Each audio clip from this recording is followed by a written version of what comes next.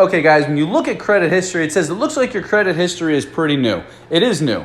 I got my first credit card back in February of 2013, and that was with State Farm.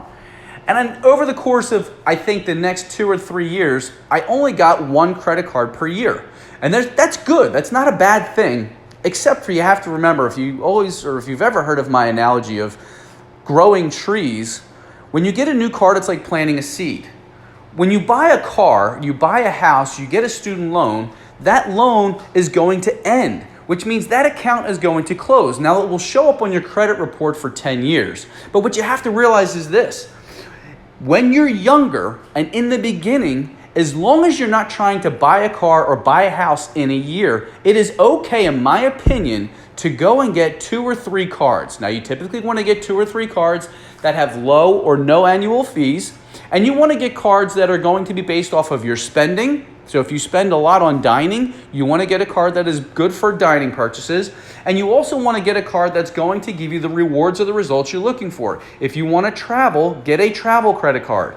If you're looking to get free hotels, get a hotel credit card. Or get a card like the American Express card, the Gold or the Platinum, or even the Everyday card, or the Chase cards, because there's the MR points for American Express and the UR points for Chase. But guys, the point is this. You want to plant seeds. Those seeds over the course of time, they're going to show you more payment history. They're also going to show you more on-time payment. They're going to show you low utilization, or they're going to help your utilization. It's extremely important that you use these cards to those advantages and never let your debt run away from you. I cannot stress that enough. But if you look, my average age of credit history, this Barclays Bank, again, was the credit card that my dad put me on back in 1995 when I went away to college. It was just an emergency fund card.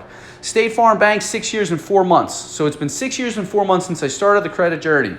5 years, 2 months, I got my first Chase card, which was my Chase Sapphire card. Then I got the Sam's Club card.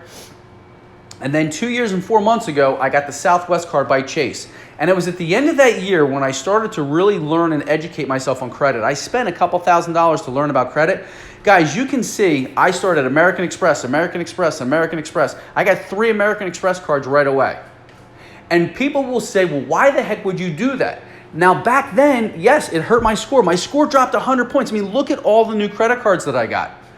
But again, if you look in just 5 years, think about this. One card in 5 years, I would have 60 on-time payments showing my payment history. I showed you 400 plus payments. Why? Because I now have all of these accounts that are registering. Now, to banks and lenders, at first that's going to look really scary because they're going to say, wow, this guy's opening up all this credit. And that's why my credit score dropped 100 points. If I go back, you're not going to really see it, but you can see my credit score dropped. I was 737, it dropped down to 650, 651, whatever the number is. But right now, as you can see, I'm back up to 757, and everything is coming together. Over the course of time, yes, for the first year, it is going to hurt your credit score a little bit. But once these accounts, you get more points when they go 3 months showing positive on-time payment history. And then once the account hits 3 years of age or older, that's when you're starting to reap the benefits and the rewards for having multiple accounts showing good on-time payment history, which is going to increase that age of credit history. And all these factors put together are going to build and boost your score. Guys, remember this. Payment history is 35%. Credit utilization is 30%. And age of credit history is 15%. That makes up 80% of your credit score. Plant the seeds. Get a couple cards. Make sure to pay them on time and keep those balances low, even if you have to pay every 2 weeks. Now, paying every 2 weeks isn't going to give you an extra payment for your payment history. They just want to make sure that every month you pay whatever your minimum payment is due. And that's the importance here, guys. So average age of credit history is the third most important factor. I can't tell you enough how important it is, especially even for children. You want to help kids establish credit as soon as you can. Some cards will let you make them an authorized user at 13 years of age.